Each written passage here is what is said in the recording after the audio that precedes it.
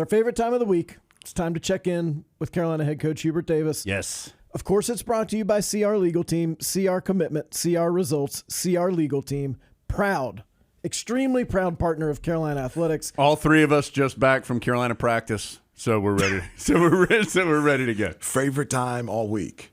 Yeah. Well, the week just started. Yes, I but we already know. You already know that Yes. this is going to be your most favorite time of the week. What else could occur this week? Let's see what's on the Then calendar. checking in with Coach Davis. Wow. One thing that could occur, the Tar Heels have a chance to play for a share of the ACC regular season championship. They do. How do you convey the importance of something like that to players who may or may not understand the long-time significance of the ACC regular season championship? Well, I mean, just to continue to talk about it and educate them on the significance of being in this position and how important it is to the history of this program to be in this position and have a chance to win any type of title, whether it's regular season, ACC tournament, or obviously the national championship. And, I think it's really easy to communicate to a group that has never done it before and has never been in this position. And, today when all three of us were at practice today, you can look up in the rafters and you can see all the banners that are hung by teams that won championships. And I really believe, whether it happens or not, I really believe that this team, it's a motivational factor for them to be able to do it. Coach, Tuesday is senior night in Chapel Hill. You've talked about it some, and I can tell, I mean, it's personally important to you and a big group of guys that are going to be honored. 7 different players will be honored on senior night for the Tar Heels. So I know that carries some extra significance for you coming up against Notre Dame. Yeah, it does, and it's also a little bit different. You've got fifth-year seniors, you've got transfers, you have seniors that have an extra COVID year, and so it's the same senior day, but it's different emotions, even more emotions than before. But I just,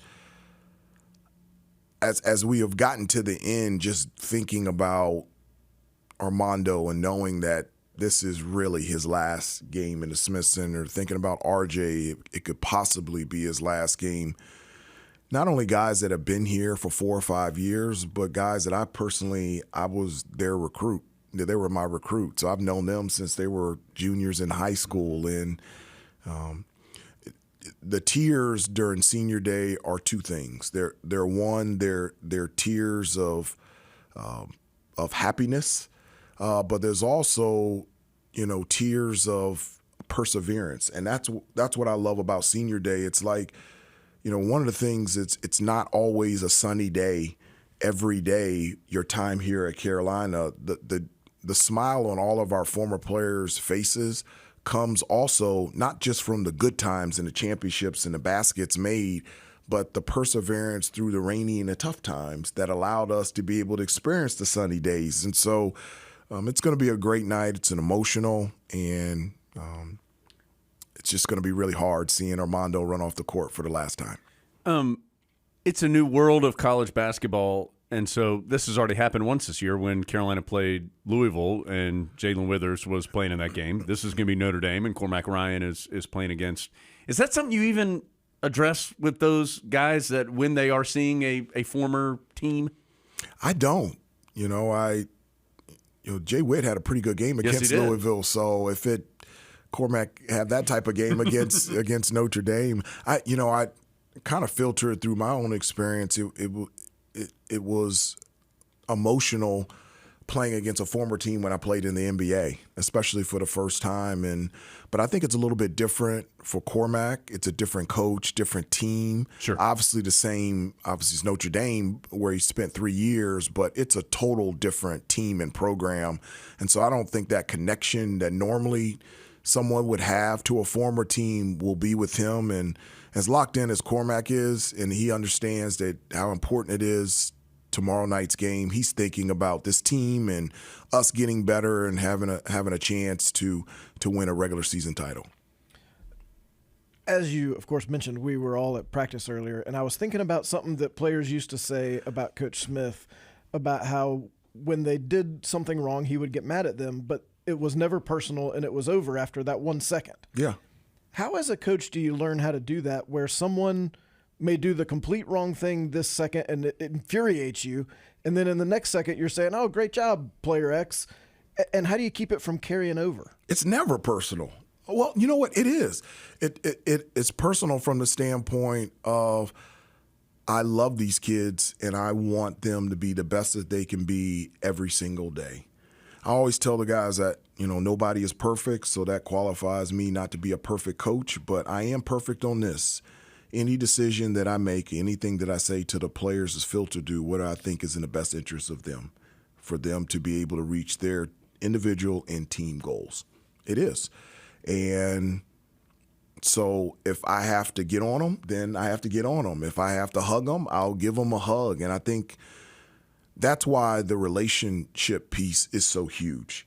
The spending time with the guys, and I know them, they know me. I can communicate with them, and they know where it's coming from. And they don't take it personal because they know that I love them, and the only thing that I want is the best out of them. And so whether I'm praising them or I'm getting on them, they know where it's coming from, and the communication and the relationship is great. If you're going to get on them, it might be about something like turnovers.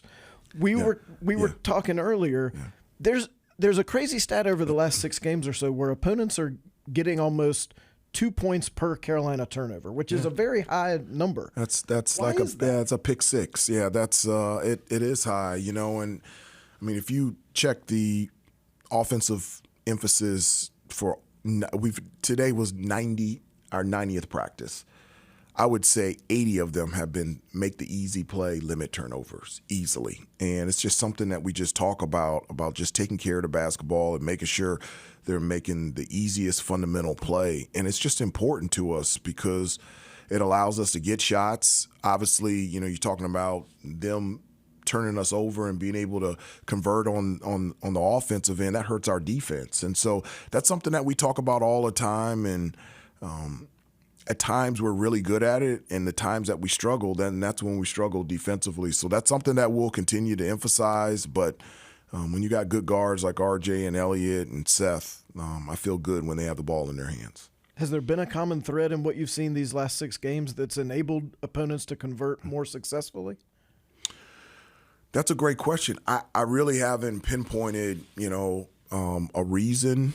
It hasn't been like teams have been you talk about Miami pressing and being able to pick us up full court and be able to create steals and deflections. We've done a better job of cleaning that up, especially during the latter part of the game. Sometimes I think we relax. We get up by 13 or 15, and we take a deep breath and we think everything is fine, and we make a marginal pass instead of catching it with 2 hands and making the easy play. And again, there's trends throughout the season, whether it's turnovers, rebounding, defense, shooting, that go up and down.